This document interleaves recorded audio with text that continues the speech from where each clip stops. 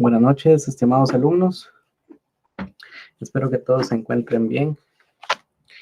Yo creo que ya nadie más se va a conectar la noche de hoy. Vamos a pasar lista para tomar nota. Tenemos a Ana Elisa Rosario Contreras Urbina.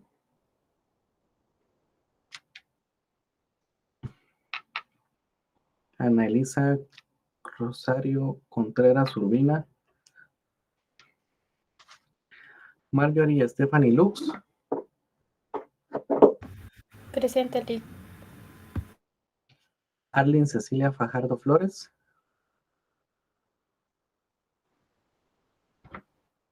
Arlene Cecilia Fajardo Flores.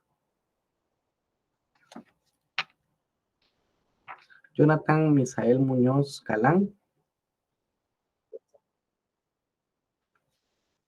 Mónica Liliana Hernández Garzaro. Presente, Lick. Darling Marisela Gutiérrez Cardona. Buenas noches, presente. Andrea Noemí López Estrada. Presente. Cecia Belén Coronado Guerra. Presente. Carla Francina Ambrosio García. Presente. Jocelyn Elizabeth Hernández Valenzuela. Presente, licenciado. María Celeste Barrera Sandoval. Presente, licenciado. Melsin Orlando Esteban Chilel. Presente, licenciado. Luis Fernando Martínez Sacalchot. Presente, licenciado. Ana Lucía Alfaro Ayala.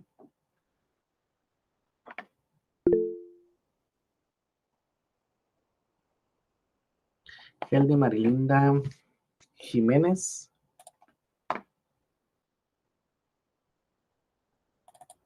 Geldy Marilinda Jiménez.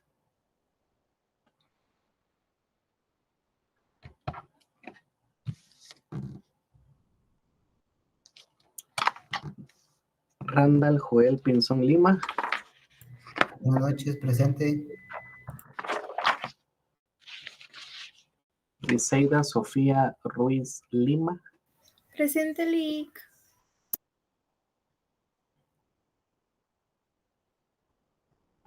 Andrea Alejandra Ramírez Hernández. Yo creo que ella no continúa, ¿verdad?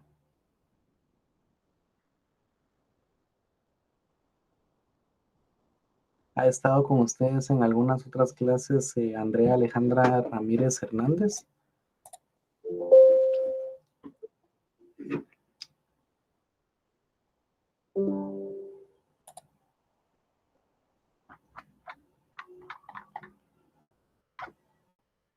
Geldy Marilinda Jiménez.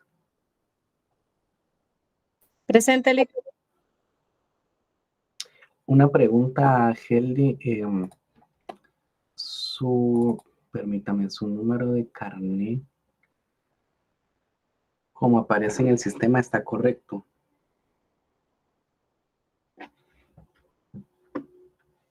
Permítame, Lick. ¿Cuál es el que usted tiene por ahí? Ahorita le voy a decir, permítame. Sus notas ya las vio, ¿no? Las notas del primer parcial y de su zona. Sí, Lick, ya las vi. Su número de carnet aparece como 2503-590. Sí, ese es. Vaya, miren, les voy a pedir un favor. Parece que ha habido mucho inconveniente por el área técnico y administrativo de la universidad en relación a los números de carnet. La cuestión es de que si alguno de ustedes continúa así con el número malo, al final va a ser un gran inconveniente poder subsanarlo. Entonces, yo voy a ir nombrando a cada uno, les voy a ir diciendo su número de carnet y me confirman que esté correcto, por favor, para que no haya ningún inconveniente, porque recuérdense de que uno elabora las actas, firma las actas, y prácticamente ese es el documento que respalda la validez de las notas de cada uno. Entonces tiene que estar correcto, ya que esto es todo el registro y control académico de la carrera de ustedes.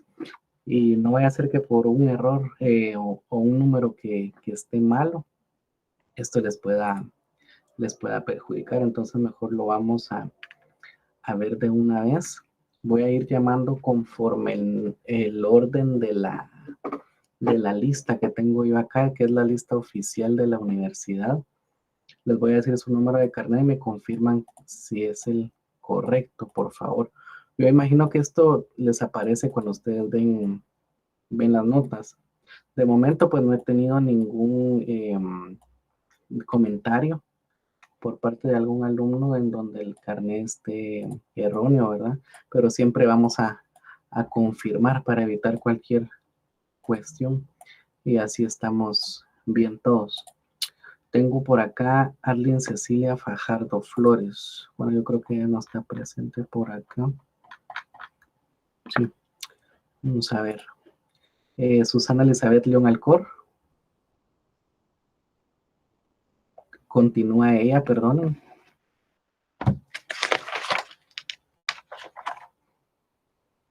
Ha estado con ustedes en alguna otra clase anterior. Susana Elizabeth León Alcor. No, ella ya no está estudiando. Ya no está. Ah, muy bien. Le agradezco, compañero.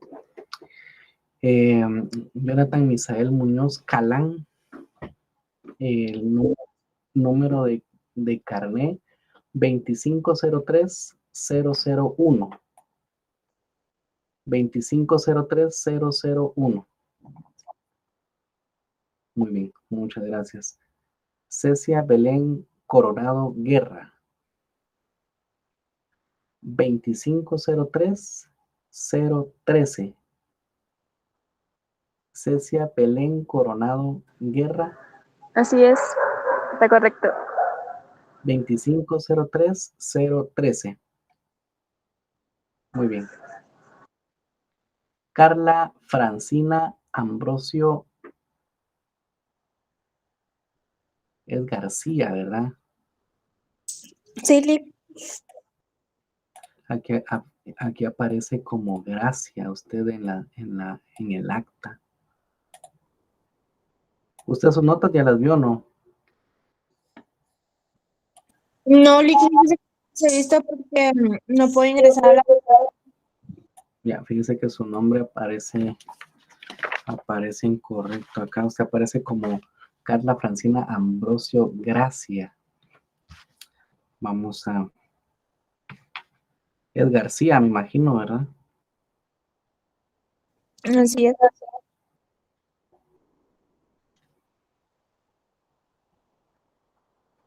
Muy bien. Andrea Noemí López Estrada. Presente, licenciado. 2503136. Es correcto. Muy bien. Randall Joel Pinzón Lima. 2503195. ¿Es correcto, licenciado? Luis Fernando Martínez Sacalchot. Lic, solo una consulta antes de que siga. Dígame. Yo estaba revisando mis notas, pero tengo todas menos la suya. ¿Del segundo parcial? Ajá, correcto. Sí, el día de mañana las subiré. Disculpen, es que no he estado por acá. Ah, está bien. Gracias. Hasta ayer en Capital, entonces voy a estar subiéndola el día de mañana. Vamos, estaba María Celeste Barrera Sandoval, 2503207. María Celeste Barrera Sandoval, Sí, Lic, es correcto.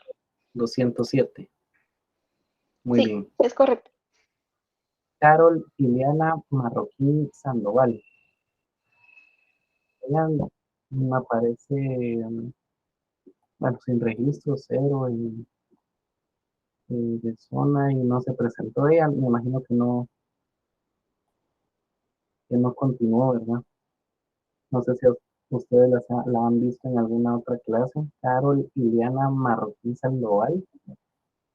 No le suena. Nunca se conectó alguien con ese nombre, licenciado. No vayas a saber quién es. A ver. Bueno. Lo raro es que tiene número de carnet asignado. Como que solo se haya inscrito y ya no.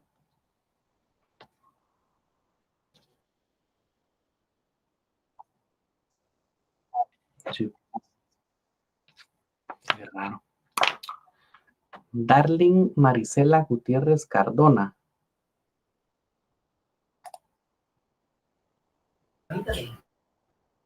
¿2503-291?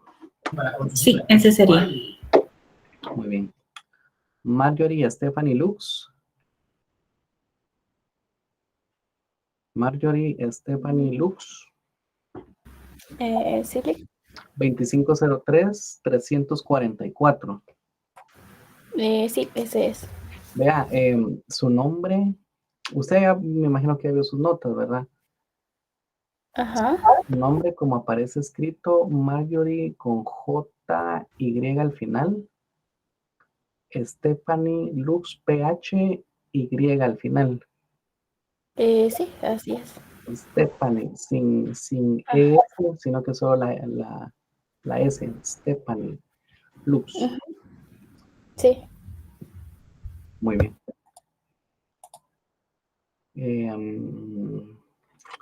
Melsin Orlando Esteban Chilel. 2503-400. Así es, licenciado, muchas gracias. Mónica Liliana Hernández Garzaro. Mónica Liliana Hernández Garzaro. 2503-476.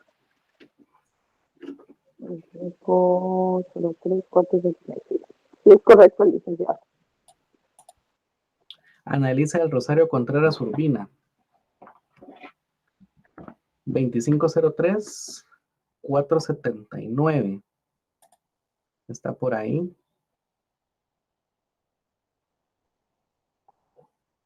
Está por ahí. Ana Elisa del Rosario Contreras Urbina. Ana Lucía Alfaro Ayala. 2503-498. Ana Lucía Alfaro Ayala. 2503-498. Ahí estamos. Vamos con Jocelyn Elizabeth Hernández Valenzuela. Jocelyn Elizabeth Hernández Valenzuela. 2503-513. 2503, perdone. 513. Correcto, licenciado.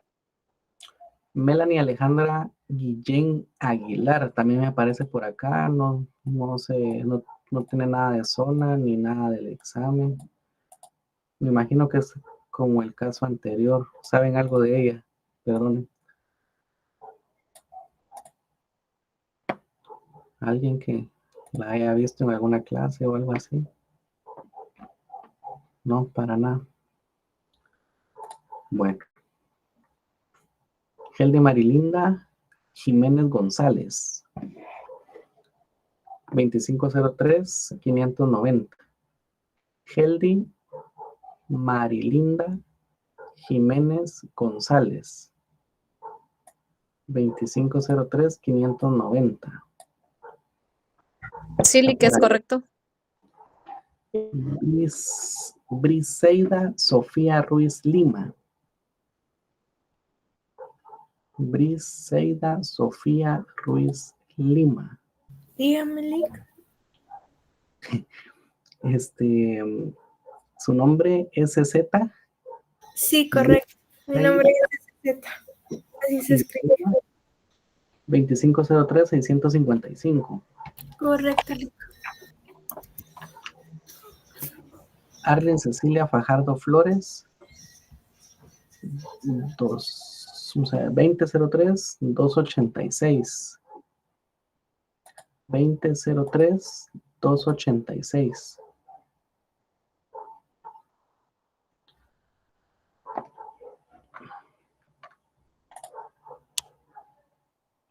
Bueno. Entonces, vamos a... Solo tengo el inconveniente con Carla Francina Ambrosio García, ¿verdad? García. Licenciado, a mí no me mencionó. Buenas noches. ¿Cuál es su nombre? Luis Fernando Martínez. O sea, sí me mencionó, pero lo interrumpieron y ya no dijo mi carnet. Ah, perdón. Luis Fernando Martínez Acachot. ¿Así es? 2503-198. Sí, correcto, licenciado. Ah, ahí estamos. ¿Alguien que no haya mencionado? Disculpen. Estamos. Muy bien. Entonces, como les digo, mañana van a estar ya publicadas las notas de ustedes. Tenemos hasta el día, ¿qué? Viernes para publicarlas. No, perdón, hasta el jueves para publicarlas, pero mañana ya las van a tener por ahí para que las puedan ver, pero a la mayoría les fue bastante bien, no hay malas notas. La mayoría desarrolló bien el examen, entonces no tienen mayor cuestión de qué preocuparse. Alguien que no haya realizado este segundo parcial, que me pueda indicar para ver cómo se le puede apoyar. No hay nadie.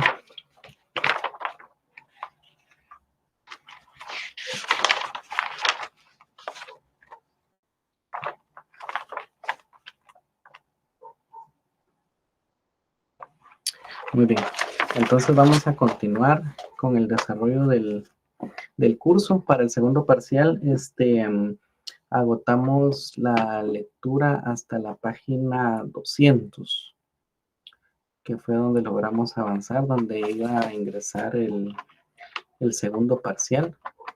Para desarrollar el examen, pues tuvieron que haberle dado lectura para ubicar las preguntas en donde se encontraban, ¿verdad?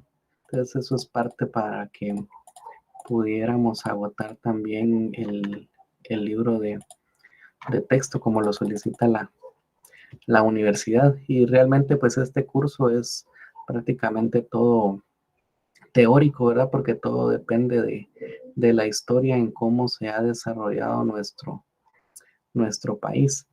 Entonces vamos a continuar. Nos habíamos quedado hasta la página 200, que fue donde entró el examen. Si se pueden ubicar en la página 201, por favor, con su libro en mano. Vamos a continuar con la lectura. Solo permítame compartir la pantalla.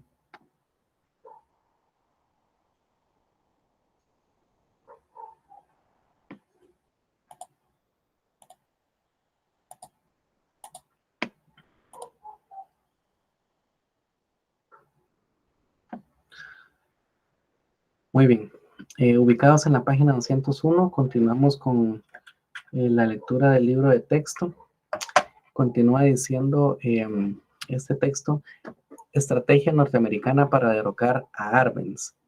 De la numerosa literatura a que dio origen la infame agresión que detuvo la Revolución Guatemalteca, sin estar el mérito de ninguno de los autores que levantaron y escribieron, es Susanne Jonas Bodenheimer, socióloga norteamericana, fundadora del Instituto de Estudio y de Labor Económicas Crisis de San Francisco, California, quien más ha hecho por esclarecer e interpretar correctamente lo ocurrido a nuestro país al participar la segunda mitad del siglo. Alguna vez los guatemaltecos hemos de honrarla como se lo merece, porque la sustentación de sus obras sobre Guatemala y Centroamérica es copiosísima y sólida, y sus juicios certeros. Por eso se transcribe lo escrito en las páginas 99 y 100 de su obra Guatemala, Plan de Piloto para el Continente, y editada por Educa en 1981. La estrategia era derrocar al gobierno de Arbenz, pero no directamente, sino con lo que parecía ser un movimiento nacional guatemalteco, de modo que Estados Unidos pudiera afirmar que no había intervenido. La clave era utilizar un país vecino como base de entretenimiento para la fuerza de exiliados que liberaría a Guatemala y paralelamente prepararía el territorio en Guatemala y obtendría la aceptación del resto del continente. Las principales tareas eran las siguientes: lograr la cooperación de los demás países centroamericanos e instalar un equipo de embajadores estadounidenses de Centroamérica, escogidos específicamente para llevar a cabo la operación. Encontrar un líder guatemalteco fuera de Guatemala que pudiera unificar a las fuerzas de oposición y dirigir la liberación. Suministrar armamento y preparación militar a las fuerzas de liberación. Preparar el terreno en Guatemala mediante la guerra psicológica. Neutralizar en contra de Arbenz a oficiales importantes en las Fuerzas Armadas de Guatemala o lograr su apoyo para la liberación. Respaldar la invasión por tierra con bombardeos aéreos y así obligar a Arbenz a renunciar. Obtener el apoyo de gobiernos latinoamericanos y la legitimidad diplomática. Generar oposición contra Arbenz en la opinión pública estadounidense. Esta era la función de la campaña de propaganda. Al cumplirse en 1979 25 años de aquella intervención y agresión contra nuestro pequeño país, los escritores norteamericanos Stephen Kinzer comenzaron a trabajar su obra Bitter Fruit, texto en inglés, Fruta Amarga, la CIA en Guatemala, título de la traducción al español, en cuyo prefacio dicen: quisiéramos dar las gracias a los miembros del Congreso, autores del Decreto de la Libertad de Información, que nos proporcionaron un instrumento indispensable para realizar las maniobras internas de la política exterior de los Estados Unidos. El FOIA nos permitió obtener documentos del Departamento de Estado, los archivos nacionales, el Departamento Naval y la Oficina Federal de Investigaciones, FBI, en donde se describían muchos detalles de la política y conducta norteamericana en Guatemala. Vale la pena leerlo, así como también decía en Guatemala. Texto en inglés nuevamente. 1984, de la estrategia que tan certeramente expuso Susana Jonas Boigermer, lo que mejor salió a los norteamericanos fue su trabajo dentro del ejército de Guatemala. Desde mediados del gobierno del presidente Arévalo, las misiones militares norteamericanas habían venido realizando un sistemático trabajo dentro de la oficialidad, sobre todo en aquellos oficiales que salían con becas a los centros de Panamá o del propio Estados Unidos. Esta infiltración se acentuó a partir de 1949, al producirse los cambios ya señalados en la correlación de grandes fuerzas a escala mundial. Obviamente, esta tarea empalmó con la campaña de propaganda de la UFCO y de ideologización política que produjo la Guerra Fría. Cuando ya la operación guatemalteca estaba en marcha, Estados Unidos hizo intervenir a los altos oficiales. Así, en mayo de 1953, estuvo aquí el general mayor Richard C. Patridge a inspeccionar las misiones militares en el país y escribió a John Moores Cabot, secretario de Estado adjunto para Asuntos Interamericanos, que las reformas de Arbenz, entre ellas la agraria, no constituyen base para una disputa, aclarando que era deseo de los Estados Unidos que los comunistas fueran eliminados del gobierno. Sin embargo, de opiniones que podrían calificarse de sensatas como la del general Partridge, los hermanos Dulles entregaron la operación al coronel Albert Heine, ex jefe de la CIA en Corea del Sur. Heine instaló el cuartel general de la operación en la base aeronaval de Opa-locka, Miami. Pensaba más en una guerra psicológica que militar directa y opinaba la supervivencia de Arbenz dependía de la lealtad del ejército, de modo que el objetivo debía ser acabar esa lealtad. Respecto a los sindicatos, trabajadores rurales y habitantes de las ciudades que apoyaban a Arbenz, el objetivo era desmoralizar y convencerlos de que Arbenz estaba terminado. En Opa-locka entrenaron a los locutores de la radio clandestina de la agresión, López Villatoro, Cisniega, Otero y Torón Barrios. Ahí también se estudiaron cuidadosamente los antecedentes de la oficialidad guatemalteca. Ahora se sabe que Heine intentó sobornar a Arbenz ofreciéndole una fuerte suma de dinero que sería depositada en un banco suizo, obteniendo la misma respuesta que tuvo Patterson. De Arévalo tampoco tuvo éxito el coronel norteamericano al intentar que la alta oficialidad derrocara al presidente constitucional. Pero en Guatemala se sabía quiénes eran los oficiales, sobre todo del Estado Mayor del Ejército, que operaban como agentes de la CIA desde años antes de que se agudizara la crisis de agresión. En el mes de mayo, el gobierno guatemalteco recibió un embarque de armas de diferentes procedencias y hasta viejas que habían adquirido en Checoslovaquia y que llegaron en el barco Alfred el 15 de ese mes a Puerto Barrios. Al día siguiente, el jefe de la CIA presidía una reunión de la Comisión de Asesora de Espionaje, escandalizándose por algo que sabía bien casi nada significaba para modificar el proceso, y ordenaba bombardear los trenes de dichas armas se trasladaban a la capital de Guatemala. En el mes de junio de 1954 se inició una reunión del Consejo Superior de la Defensa Nacional en la que el presidente informó sobre la compra de armas aludida. La reunión dio oportunidad a algunos de sus miembros para preguntar y plantear asuntos de política y administración. El oficial que inició estos temas fue uno conocidamente vinculado a la Embajada de Estados Unidos y a la CIA. El presidente propuso que se hiciera otra reunión en el Estado Mayor del Ejército, en donde pidió a sus compañeros de armas que escribieran en una hoja de papel sus cuestionamientos acerca de la situación y el comportamiento del gobierno, advirtiendo que no firmaran y garantizándoles que ninguna represalia habría contra nadie. Los oficiales se pronunciaron con franqueza y Arbenz se dio cuenta que buena parte de la oficialidad y el Estado Mayor del Ejército no compartía su política. La versión de los contrarrevolucionarios, publicada por varios periódicos después de la renuncia de Arbenz, es que en la reunión del 1 de junio del Consejo Superior de la Defensa Nacional, el presidente había solicitado a la oficialidad que concretaran sus preguntas en un cuestionamiento, y que las preguntas llegaron procedentes de todas las dependencias militares, pero principalmente del Estado Mayor.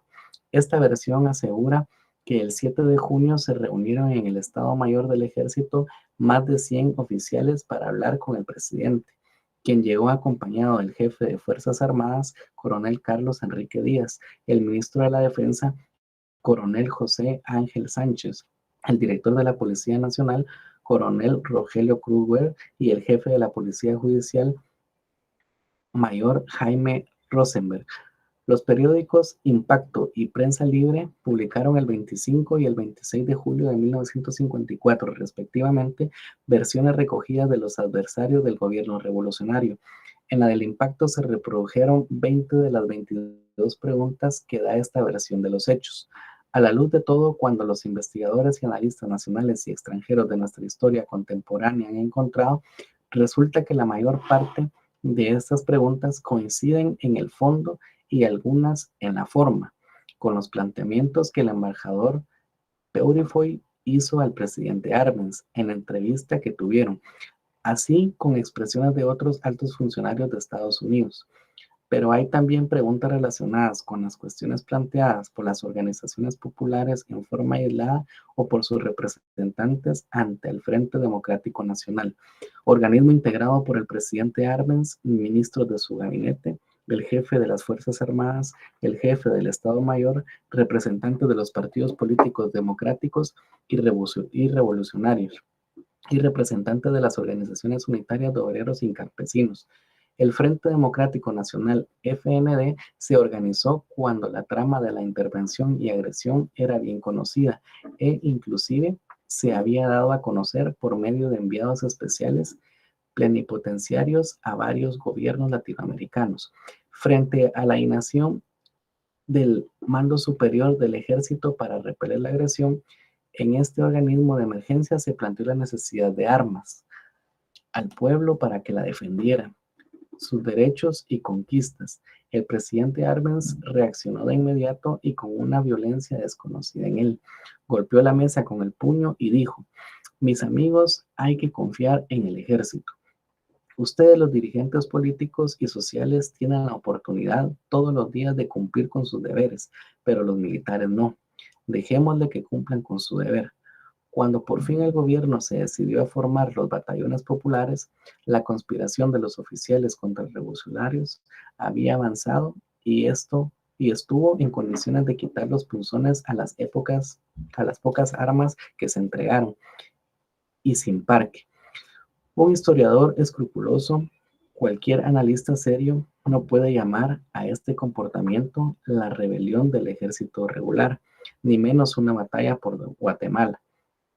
Tan exitoso fue el trabajo de infiltración y ideologización que los Estados Unidos hicieron dentro de las Fuerzas Armadas Nacionales, que una vez producida la renuncia del presidente Arbenz, los jefes militares del llamado Ejército de la Liberación y los del Ejército Nacional hablaran el mismo lenguaje cuando se entendieron en San Salvador, el 2 de julio de 1954. He aquí lo más negativo de sus palabras ese día. Está ya señalada en la historia patria la fecha de hoy, 2 de julio, y lo está también el nombre de la hermana República del Salvador, porque este día, y gracias a los buenos oficios de las altas autoridades de este país noble y generoso y de los otros miembros del honorable cuerpo diplomático, se ha logrado la unión de dos fuerzas poderosas que convergían hacia la patriótica finalidad de los exterminadores de la fuerza subversiva del comunismo. Los acontecimientos políticos derivados de nuestros esfuerzos han tomado un sesgo no previsto en nuestro programa. Debíamos compartir la tarea que nos habíamos impuesto realizar solos y en la que estaba comprometido nuestro honor, nuestra palabra y hacia las víctimas caídas en el largo como escabroso camino. Pero debemos aclarar que si solos debíamos de realizar la tarea, la forma en que compartimos los honores con mi amigo el coronel Elfego H. Monzón, esperamos que sea aprobada por nuestros compañeros de armas y de empresa, Carlos Castillo Armas. Como guatemalteco, como militar, como patriota y tanto en mi propio nombre como el de mis compañeros, los tenientes coroneles José Luis Salazar y Mauricio Dubois, es para mí motivo de legítimo orgullo dirigirme por estos micrófonos al pueblo salvadoreño, a los pueblos todos de América y especialmente al de mi Guatemala, haciéndoles saber que, en absoluto consenso con mi compañero y amigo el teniente coronel del Estado, Maynor Carlos Castillo Armas, hemos suscrito un documento que no vacilo en calificar de histórico, ya que en los pactos que contiene se reconoce que nuestros objetivos de lucha son los mismos. Acordamos la absoluta cesión de hostilidades y la unificación de las fuerzas guatemaltecas a nuestro mando y de todos los medios a nuestro alcance para luchar contra el comunismo internacional, que es nuestro único y común enemigo.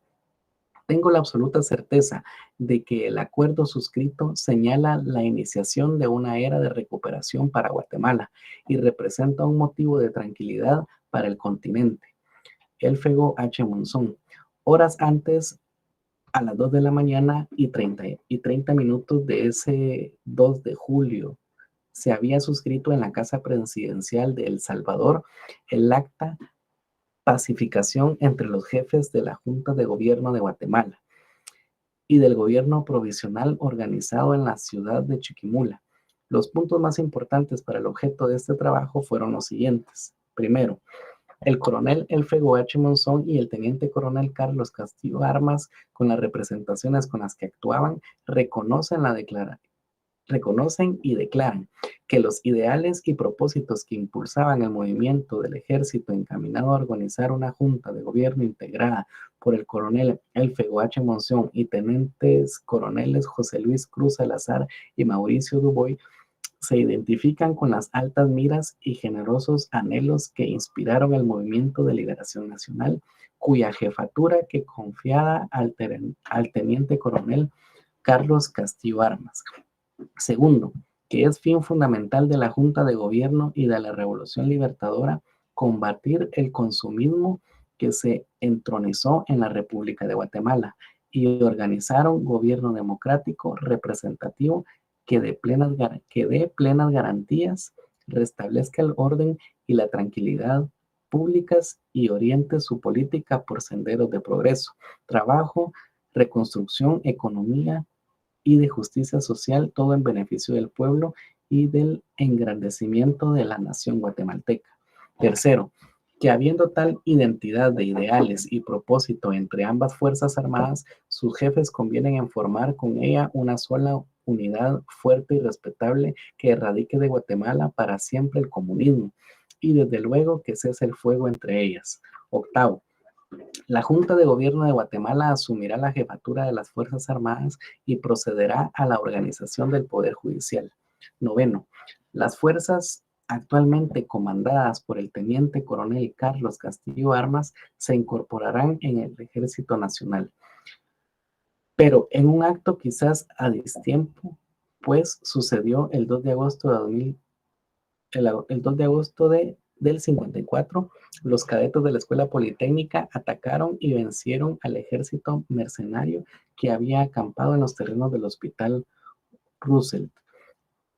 En un acto de dignidad, los cadetes pretendían anular el punto 9 del acta de pacificación. No lo lograron totalmente porque fueron engañados por el arzobispo Mario Russell y Arellano, que como mediador ofreció garantías a los sublevados. La casi totalidad de ellas no fueron cumplidas y los líderes sufrieron dura represión. Este será un antecedente para el inicio de la guerrilla en Guatemala, asunto del que nos ocuparemos en la siguiente unidad. Todos los hechos de este capítulo, excepto el párrafo final, fueron tomados del libro Significado de la década 1944 a 1954, conocido como la Revolución Guatemalteca de Octubre. Vamos a la página 208,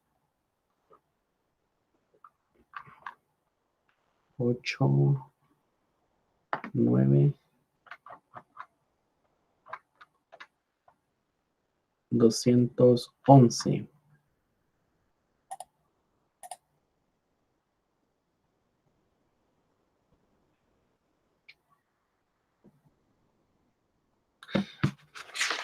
Le voy a pedir favor al compañero Melsin Orlando Esteban Chilel, si nos puede apoyar con la lectura de este punto, por favor, en la página 211.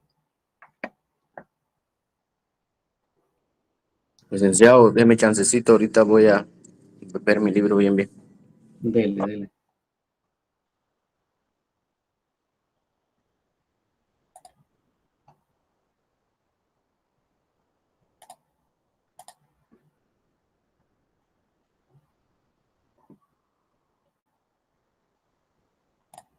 Gracias, Lick. Me dijo que, ¿de dónde a dónde, Lick? Disculpe. Empecemos en la 211.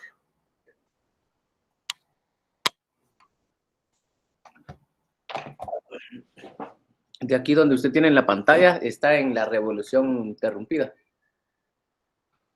cabal, sería el punto 13, Guatemala, la cancha donde las potencias jugaron Chamusca 1954-1985. A partir de ahí, Bueno, luego de consumada la invasión norteamericana, el país había reunido las condiciones para librar una prolongada guerra de baja intensidad, alentada por las grandes potencias mundiales, los Estados Unidos de Norteamérica y la Unión de Repúblicas Socialistas Soviéticas.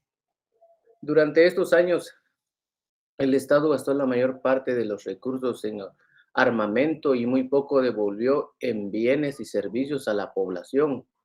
Por eso, el hecho que casi el 80% de los guatemaltecos viva en condiciones de extrema pobreza no causa sorpresa. La revolución interrumpida. A mediados de 1954, la invasión norteamericana, convalidada por algunos guatemaltecos y varios mercenarios de diferente origen, detuvo el avance de los procesos sociales iniciados a raíz de la toma del poder por los trabajadores, los estudiantes y la fracción progresista del ejército en 1944. A finales de octubre de 1954, el coronel Carlos Castillo Armas fue legalizado por un sospechoso plebiscito organizado por una asamblea constituyente de igual factura. Y sucedió lo que se esperaba, pues inmediatamente fueron cercenados los logros principales de la Revolución de Octubre. Se canceló a los partidos políticos que respaldaban a Arbenz. Se prohibió el voto de los analfabetas. Se derogó el decreto 900, ley de reforma agraria. Se vendieron o arrendaron las fincas nacionales. Se derogó el decreto que otorgaba autonomía a los municipios. Se recortó el Código de Trabajo y se volvió a legislar sobre la explotación minera para sustituir las leyes nacionalistas propuestas por Alfonso Baber Pais y respaldadas por Arbenz, esta vez para facilitar la explotación por los norteamericanos. Gracias, licenciada. Respecto de la seguridad social, otro logro de la Revolución de Octubre, el 14 de febrero de 1956, el gobierno de Castillo Armas abolió la autonomía administrativa y financiera del ICS y al establecer que el nombramiento de gerente y subgerentes correspondía al presidente de la República. Con el papel cómplice de la prensa, entre paréntesis, que en la década revolucionaria se había autodenominado defensores de la justicia y la libertad y que ahora en un rápido cambio de consigna no escatimaba elogios para el presidente y los contrarrevolucionarios que la respaldaban. No solamente se suspendió el Partido Guatemalteco del Trabajo, se cancelaron más de 500 sindicatos y se dio marcha atrás con la reforma agraria, sino que también con asesoría norteamericana se penetró en el sistema educativo nacional. Se continuó con la construcción de escuelas, es cierto, pero ahora con préstamos a entidades financieras internacionales. Como ya se dijo, una de las primeras medidas tomadas por Castillo Armas fue detener el avance de la reforma agraria mediante la devolución de las tierras, entre paréntesis, confiscadas y entregadas a los campesinos durante el segundo gobierno de la Revolución, a la United Fruit Company, entre paréntesis otra vez, y a los finqueros que la reclamaban como propias. Lo único que no pudo destrozar como quería el gobierno de Castillo Armas fue la autonomía de la USAC, el seguro social y algunas partes del Código de Trabajo, pues estos con muy buen tino los legisladores los habían hecho depender de convenios internacionales signados por estados de Guatemala. Los liberacionistas se abstuvieron de tocar lo relativo a los convenios para no abrir un frente internacional opositor al gobierno que detonaban, según lo pactado con la Central de Inteligencia Norteamericana, la CIA. El nuevo gobierno debía terminar en Guatemala con todo vestigio.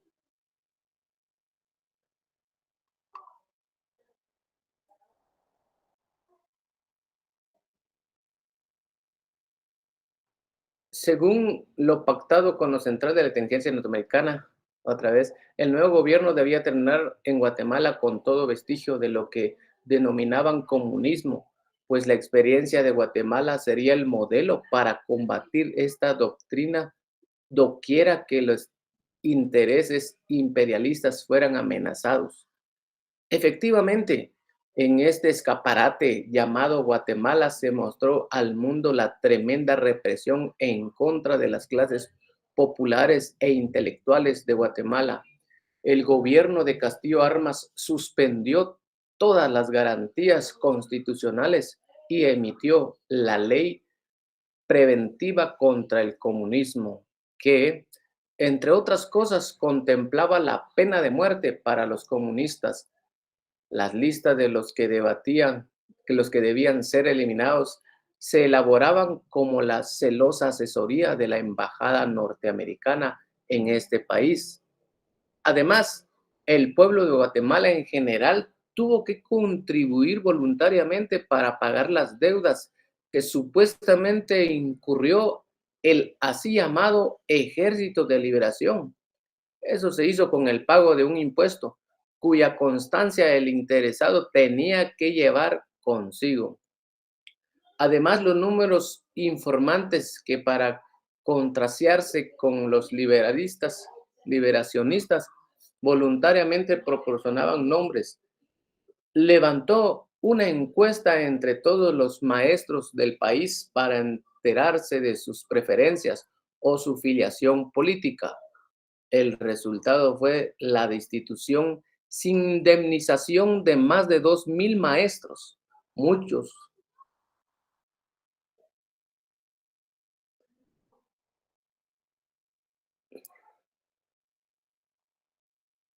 de los cuales después fueron asesinados. De estos hechos, la prensa nacional dio discreta y sospecha información en espacios semi-escondidos. Esta andanada liberacionista incluyó el cierre o suspensión de algunos establecimientos educativos, por ejemplo, la sección de teatro y danza, la Escuela de Artes Plásticas y el Movimiento de Educación Popular y la Campaña Nacional de Alfabetización fueron clausurados, aduciendo que dichas instituciones estaban infestadas de comunistas. De este movimiento sectario que caracterizó los primeros años de la liberación, no se escaparon ni la revista para niños, Alegría, revista Maestro y la prestigiosa revista Guatemala, dirigida por Luis Cardosa y Aragón. La invasión a Guatemala y la instauración de un gobierno afín a los intereses norteamericanos, entre paréntesis, que tomó medidas tan drásticas contra la población, tales como la cancelación de los beneficios de la reforma agraria, dio como resultado un drástico descenso de la producción nacional de casi colapsar al Estado. Esto último no sucedió por la colaboración norteamericana, que la apoyó con un empréstito de $90 millones. Y aunque este dinero sirvió para solventar algunas deudas y satisfacer algunas demandas sociales, en gran parte fue a parar a bolsillos de personajes en el gobierno, incluido, por supuesto, el presidente Castillo Armas. Al respecto del papel de la prensa durante este gobierno, Irina Gálvez estableció que en los periódicos de la época que no hay ningún elemento que critica contra los excesos de la liberación, ni tampoco ningún señalamiento de los asesinatos masivos que realizó en el campo el Ejército de la Liberación, aparándose en la bandera anticomunista. Indica además que ellos se limitaron en contadas ocasiones a dar noticia y justificarla a la página de opinión o en el editorial de 1994. ¿Y qué?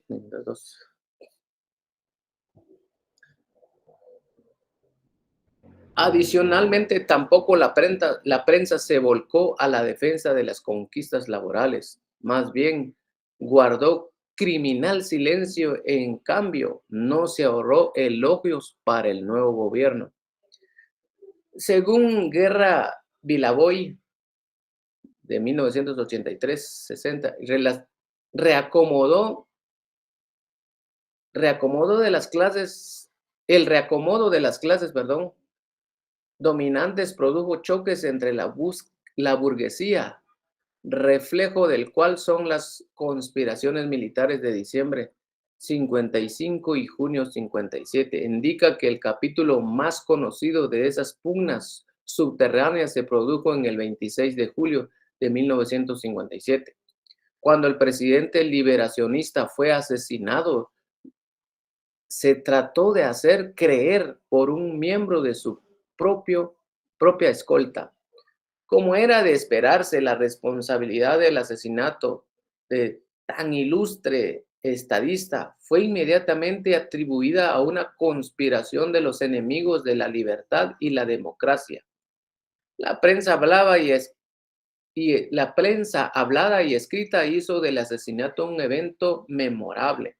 Los actos de repudio, duelo y solidaridad se magnificaron a tal punto que incluso se repartieron fotos de Castillo Armas dentro del féretro, rodeado de personas llorándolo. Se dijo también que la asistencia de dolientes al sepelio rebasaba la imaginación y otras tantas sandeces que, sin embargo, impactaron en la población ya vacunada contra el comunismo. Dice Gálvez que la reacción de la prensa ante el asesinato de Castillo Armas no se hizo esperar.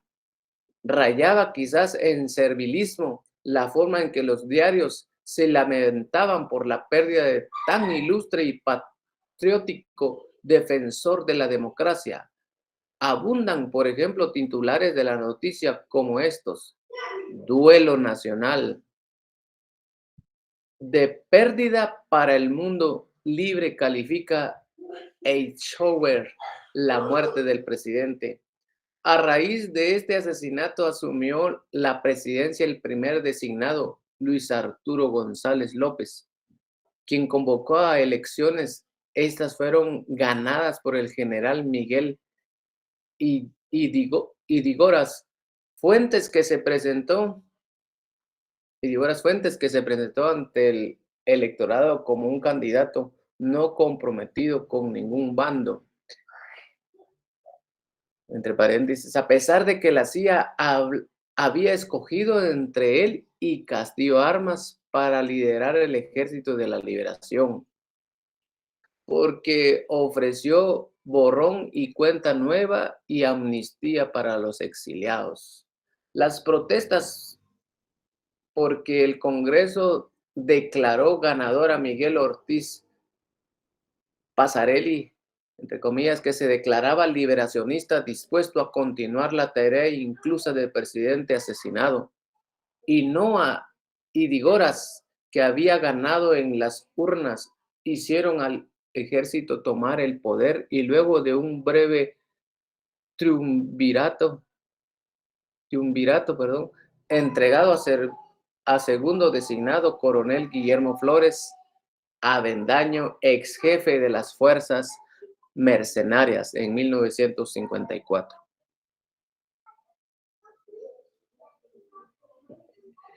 Gobierno de Idigoras Fuentes. Espéreme, Melvin. Le vamos a pedir el apoyo a Jonathan Muñoz. Por favor.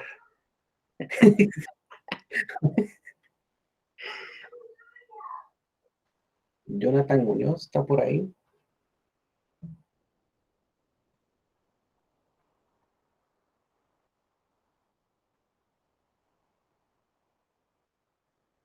No anda Jonathan por ahí. Cecia Coronado.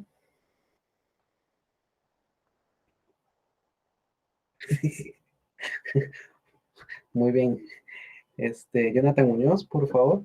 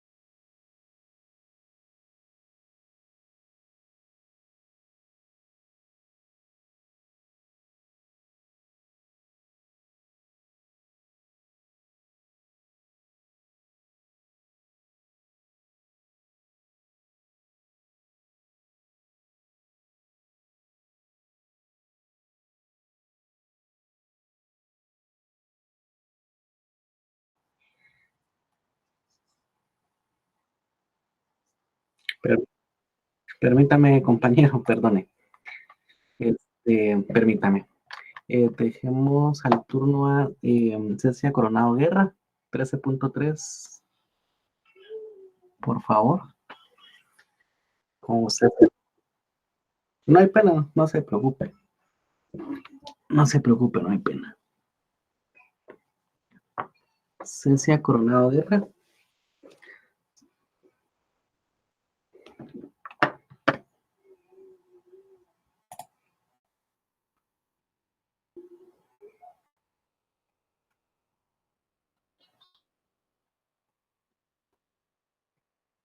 Heldy Jiménez.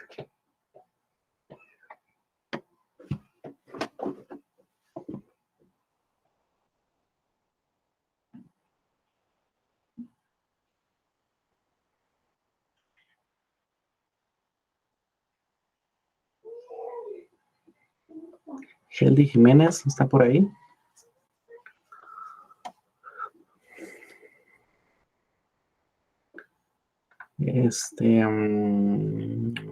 Randall Pinzón.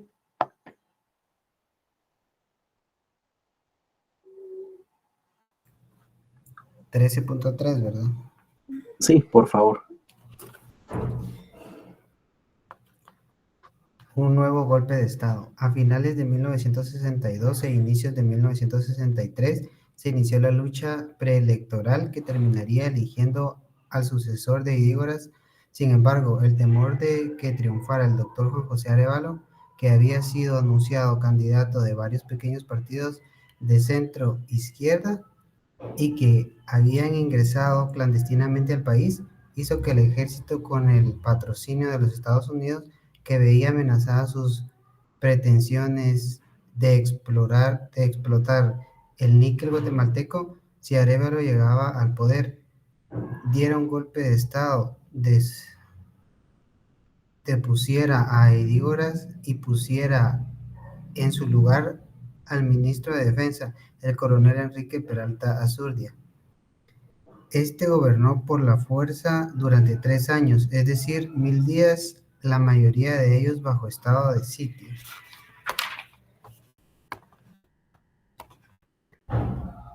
Abolir la Constitución fue el producto natural de ese golpe de Estado, denominado de los 13 coroneles, pero también lo fue aumentado de la represión antisindical, la suspensión de los partidos políticos y la disolución del Congreso, la aprobación de un nuevo código de minería en función exclusiva de los intereses norteamericanos representados en la transnacional Exmival.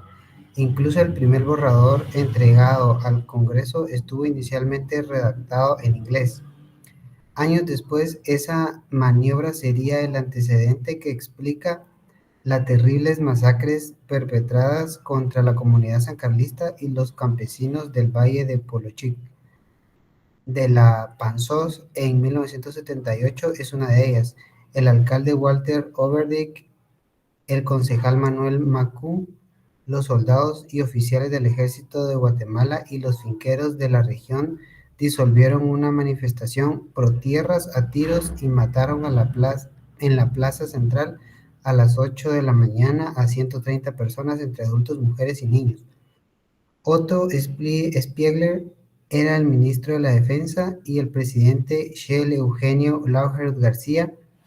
Especial mención merece también la muerte de 2 patriotas que se opusieron férreamente a la entrega simple de las riquezas minerales del país, Julio Camey y Adolfo Mijangos, en el atentado cobarde ocurrido en 1971 y que les cobró la vida. También resultó heridos el connotado Alfonso Bauer Pais.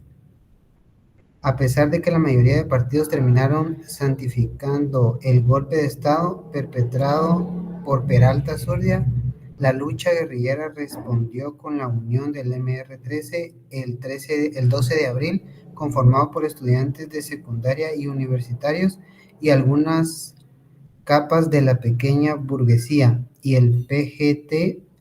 La alianza tomó el nombre de Fuerzas Armadas Rebeldes y se identificó con las siglas FARC. Un pequeño paréntesis. Peralta Zurdia cerró su dantesca trayectoria secuestrando, asesinando y lanzando al mar 28 sindicalistas tildados por él como comunistas, y luego permitió el desarrollo de las elecciones que ganó el 7 de marzo de 1966.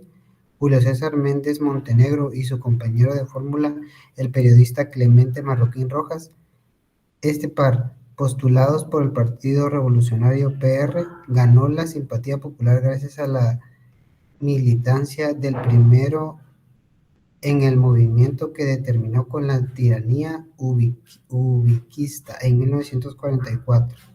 Además, ambos propalaban eslogans de justicia social y libertad y se autonombraron Tercer Gobierno de la Revolución, en clara referencia a los desarrollados por Arévalo y Arbenz. Así ganaron, incluso con apoyo de fuertes sectores de la FARC. Sin embargo, el no haber obtenido mayoría absoluta obligó a este binomio a buscar el apoyo de los diputados del Congreso, quienes debían decidir entre ellos o el coronel Juan de Dios Aguilar del oficialista Partido Institucional Democrático PID.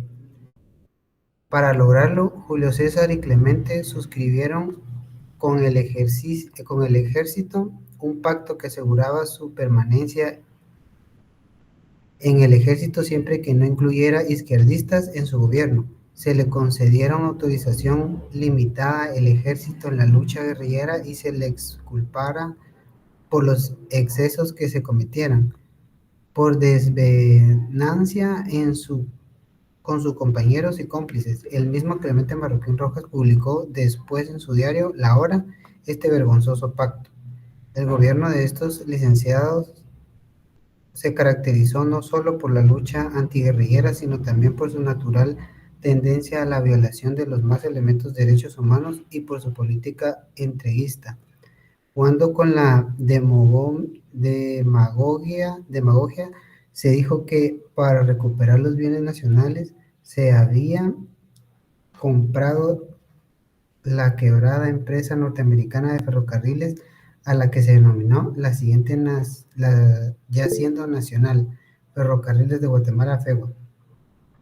El ingenio popular, con marcado sarcasmo, cambió el nombre por el de Chatarra de Guatemala, Chagua. El pueblo de Guatemala recibió como premio de consuelo el Premio Nobel de Literatura, que fue entregado por esos años al entonces embajador de Guatemala en Francia, Miguel Ángel Asturias. En 1966 fue el año escogido por los norteamericanos para iniciar la ofensiva militar final en contra de la guerrilla guatemalteca, pero el efecto se trajeron oficiales de esa nacionalidad que hubieran pasado por la experiencia de la guerra en Vietnam. Por eso, al final del periodo presidencial de Méndez Montenegro y el inicio del de Carlos Manuel Arana Osorio, el Chacal, que ya dirigía la lucha antiguerrillera como comandante de la base militar en Zacapa, marcó lo que se conoce como la vietnamización de Guatemala. La asesoría norteamericana aconsejó la organización de grupos paramilitares denominados Escuadrones de la Muerte, cuya función sería la siembra del terror y el desaliento del apoyo poblacional a la guerrilla, que entonces operaba en la capital y el oriente del país.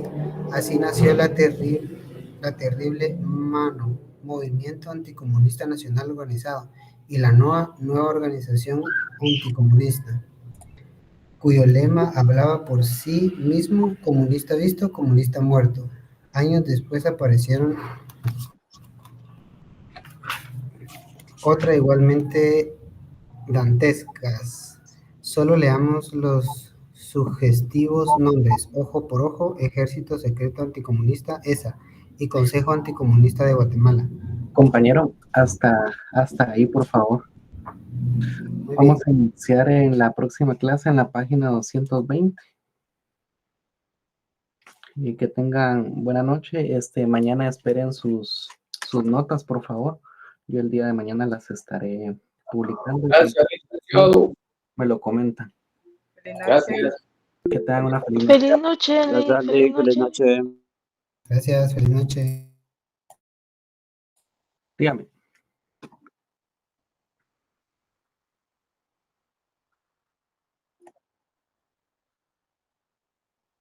Ajá.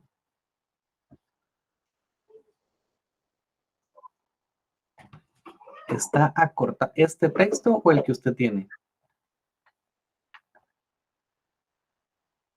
Ajá.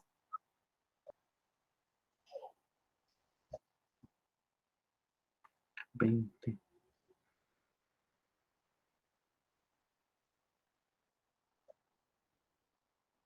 Comprendo. Ujú.